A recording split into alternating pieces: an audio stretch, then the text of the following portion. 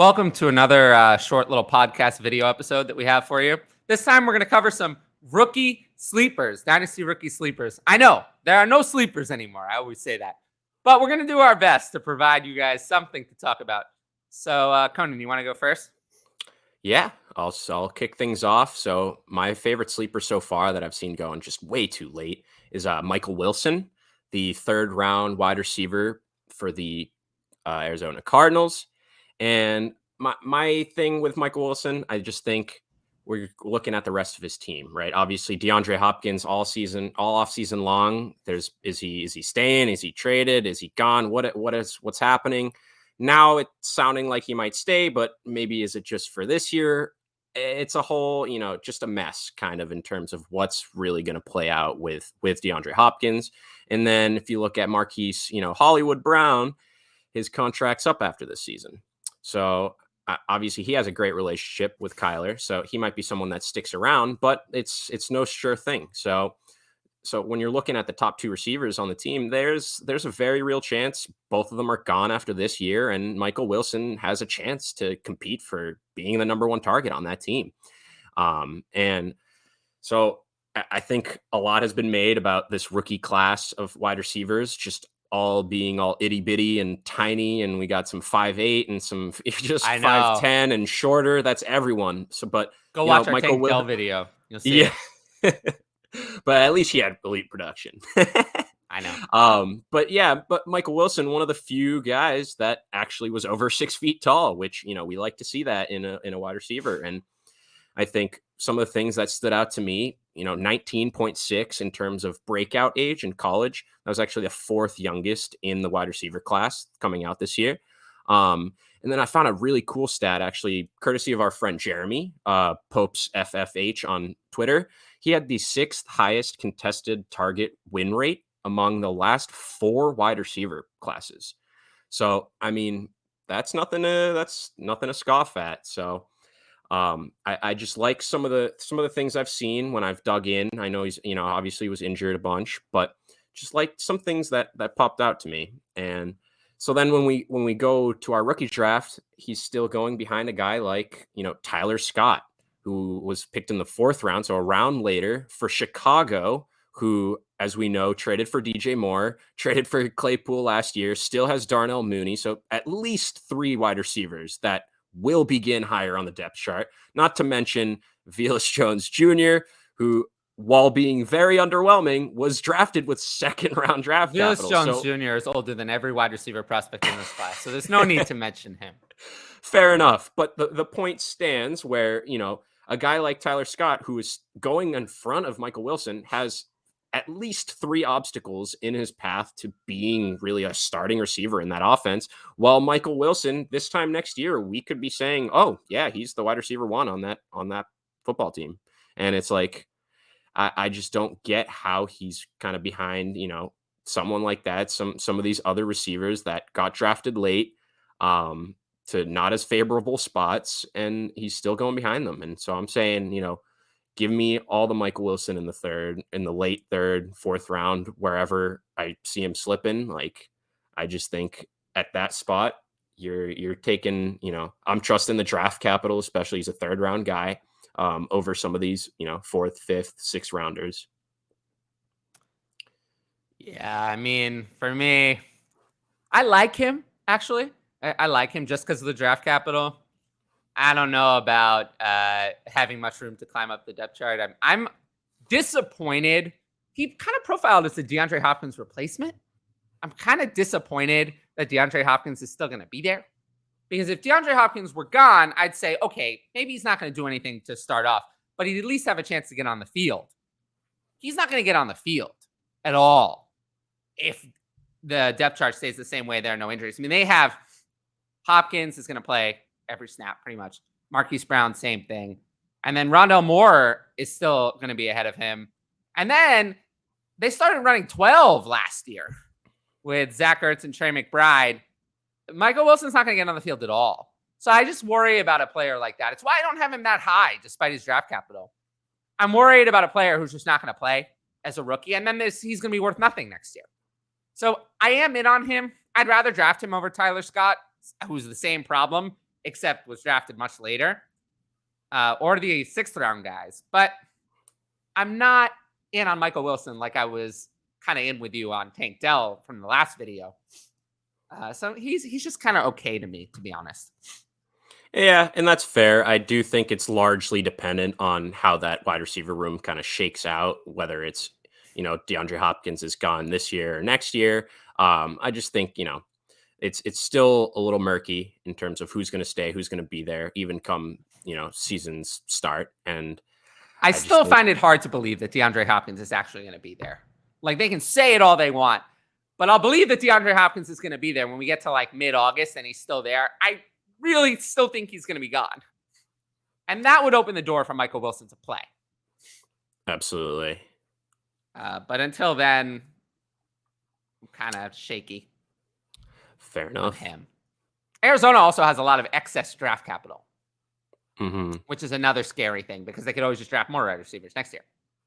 And I do think they're going to re-sign Hollywood Brown. I would be stunned if Hollywood Brown gets away.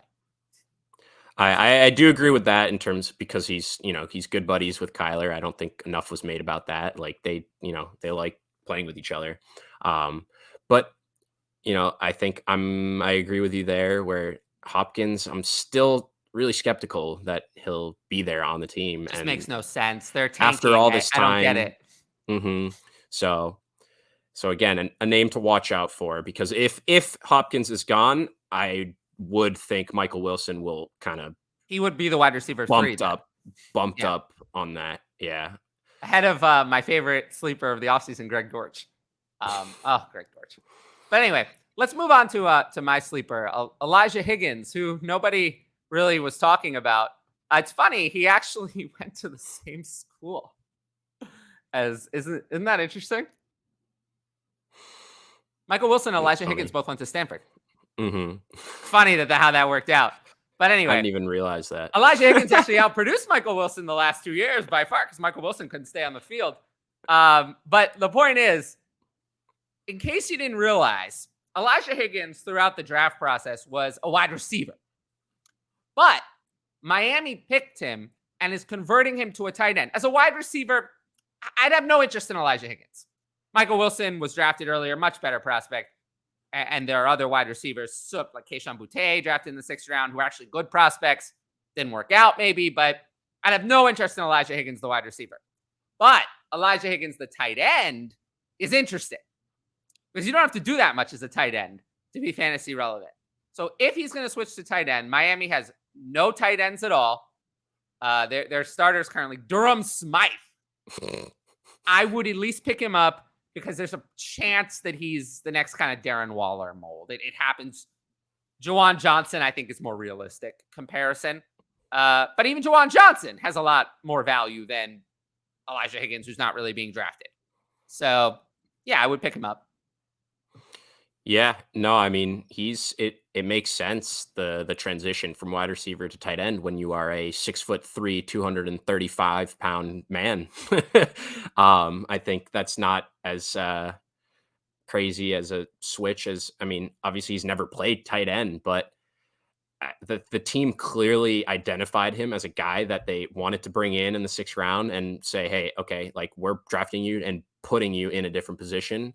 And obviously Durham Smythe, top of the tight end depth chart, not great, especially, obviously Mike Gesicki came over to the Patriots.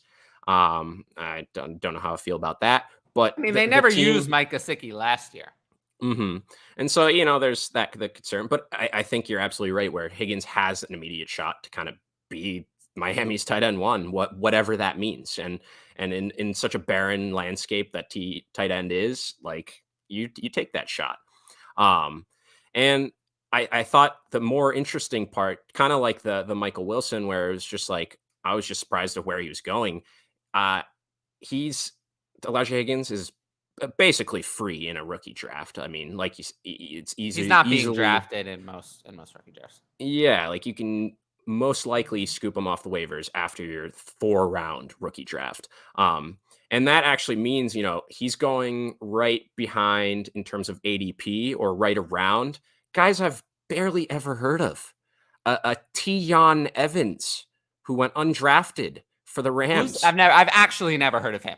So exactly, Lou Nichols. Okay, I heard him the I've heard name, of but because I wrote about him. But yeah, 7th round running back for Green Bay, like, and then Braden Willis, a 7th round tight end for San Francisco, like the at second best tight end they took when they already have George Kittle. Yeah, and at best they're tight end 4 maybe to begin because they still have Charlie Werner, who the team kind of likes, in specific roles, and then Cameron they Latu drafted is their tight end too. If you want a handcuff to George Kittle, exactly, and so it's just like a couple guys that I do not know much about, and sure enough, we're 7th round undrafted guys, and Elijah Higgins is going behind them, and I think I just think people just don't know about him. I And agree. about them He was switching. a wide receiver in the process, so I think people literally just don't know that he's now a tight end.